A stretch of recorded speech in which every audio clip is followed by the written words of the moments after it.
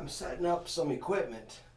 I've got a Princeton, which is a brown face, probably a 1961 or 62. I was born in 61. This is about 12 watts, hand wired. It's after the Tweed series, the brown face came on the scene, and after that was the black face series. Brown face is kind of a little more of a, it reminds me of a Marshall more. It's more of a punchy, gritty sound, while the black face is like got a big scooped mid-range, and Tweed is, it's just kind of a transitional period between Tweed and black face. Then I've got a reverb unit I'm going to plug into. This is the kind of thing that like Dick Dale would have used. It's a Fender reissue, so it's not an original. Not an original early 60s hand-wired unit. Alright, so I'll just plug in my Strat here. Sounds great. So you can hear that reverb. Check it out. Scared me. So bands used to kick those on stage. Well, we still do. We just give it a little tap with our foot and it makes that explosive sound. So I'm plugged into the pedal board, but I'm not going to use those. So for me, I got to have a brown face amp and a Fender Reverb. The Reverb has just got dwell, mix, and tone. I got my dwell set to 3, mix set to 4, tone set to 2. It don't really matter to me. I just, wherever, it's going to sound good. I'll turn the tone up a little bit. Check this out. Whoa!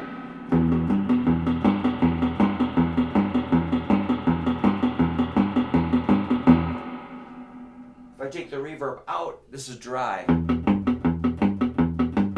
Dry is important to practice. You know, get your picking down.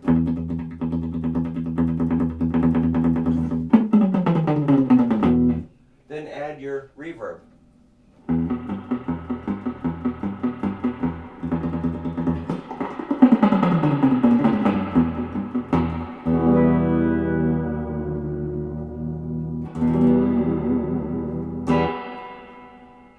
So that's a tube-powered spring reverb unit into a brown face Fender amp.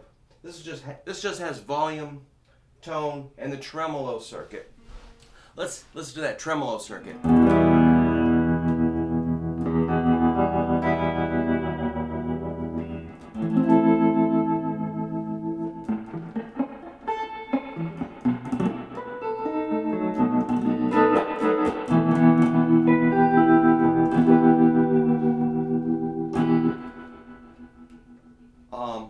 We're mixing a 6th album at this time, and I did use this amp and this reverb on the album a lot.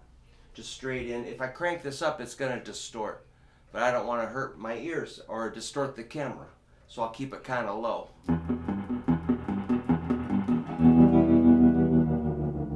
I also use a whammy bar on a lot of guitars.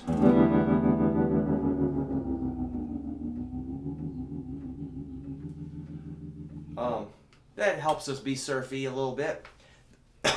This Strat has 5 springs installed,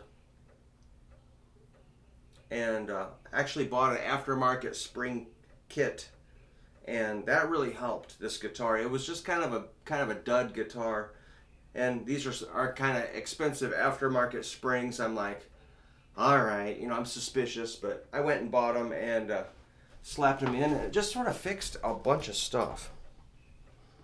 I made a video about these recently.